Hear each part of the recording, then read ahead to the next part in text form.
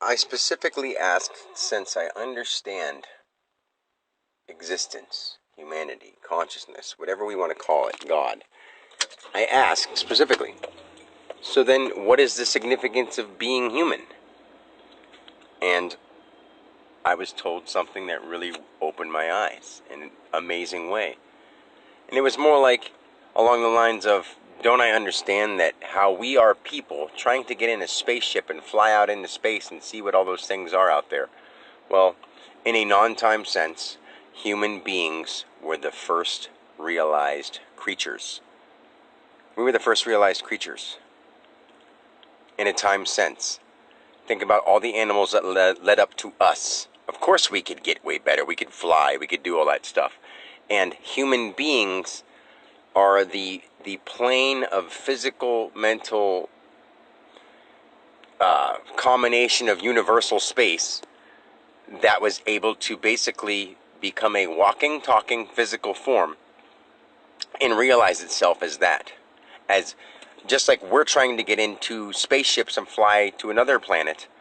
Well, when there was no anything to manifest into physical being other than to take on a matter of some sort and shape to start from molecule and let it basically think for itself and to be those beings as they come up and not have the intelligence to understand that you were God.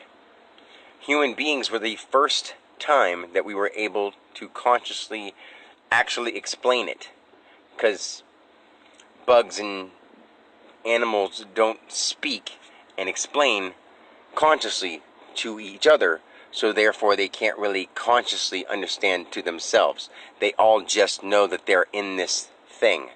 They're not conscious enough to debate on it, about what's the nature of your existence and why do we do this and why do we do that. Animals don't have the level of consciousness to do that because they're not that intelligent. They don't think that way. They have a certain degree of it, but not like we do. And we were the first beings who were able to realize ourselves as that spirit in a body spaceship. I mean, I don't mean to sound sci-fi, and I've said that before. Like, we're spirit in a form. We're a ship that spirit used. So we are the first spaceship. We are the space-time continuum itself. Human beings are it. I'm it. I happened in time. And everything before me and after me that is called a human being is because of me. Not I. The I that's in me is it, but Dan Alexander right now is doing that. Like, the hugest thing of all time. Because there's really no time, but the hugest thing of all time is right now, is this. And it may sound crazy to some people, but it's my experience, and I can't erase it from myself. So if that makes me sound crazy, where I'm totally in love with everything because I understand how nature and existence and the universe and all cosmos and everything formed, and I saw it because I was it, and I can explain it to people, if that makes me crazy, then call me crazy, because I am insane. I don't do the same thing over and over. Well, I'm sane because I don't do the same thing over and over. Yeah, put it that way. When I said insane, I was realizing that, people insane when you do the same thing over and over, and everyone else is insane. I'm the one who's not, because I'm doing something different with my life. I'm understanding it. I'm taking the time to work on the person that is, the thing that's inside me. That everybody has an outside body, but what gives us that outside body? How do we come here? Our moms and dads? Nope. They had to have sex, but how many of us have moms and dads that can't stand each other? How many of us are the opposite half of somebody who had children that they loved so much, but it was with somebody they could care less about? I mean, in a physical sense. I mean, I love my exes, and I wish them no harm, but like, I love them enough to not need to be involved in their life one little bit. One of those kind of things. But it just is the way it is.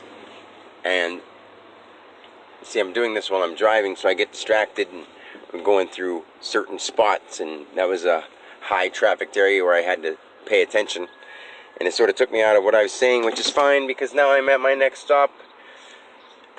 And that was very important, because I wanted to wait till the end of the day where I had time, but I don't want to have this pass by. It's not that I'll ever forget it. It's just to say it the way it was said. Like, we are the first species, creature that understood, that could get smart enough to understand God and explain it to the rest of us. And from there, we go out, we become all kinds of amazing things with our creativity. Because now we know that thoughts create things. And we actually understand what that truly, truly, truly means. Not just people saying it and trying to explain it because they sort of got it but didn't get it because it wasn't happening right. And they didn't have a spiritual experience because they were looking for something personal. The problem is people use these manifestations and law of attraction because they want to become rich. Or they want all these great things. And ooh, I mean, I'd like them, but I could care less if I had them or not. I just wanted a family. That's all I wanted was my family.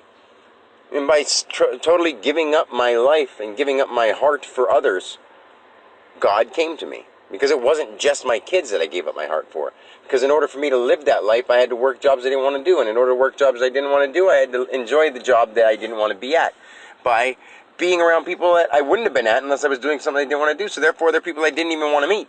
So therefore, I just took the time to get to know people and see that, every moment of time is something worth living and loving because you're here.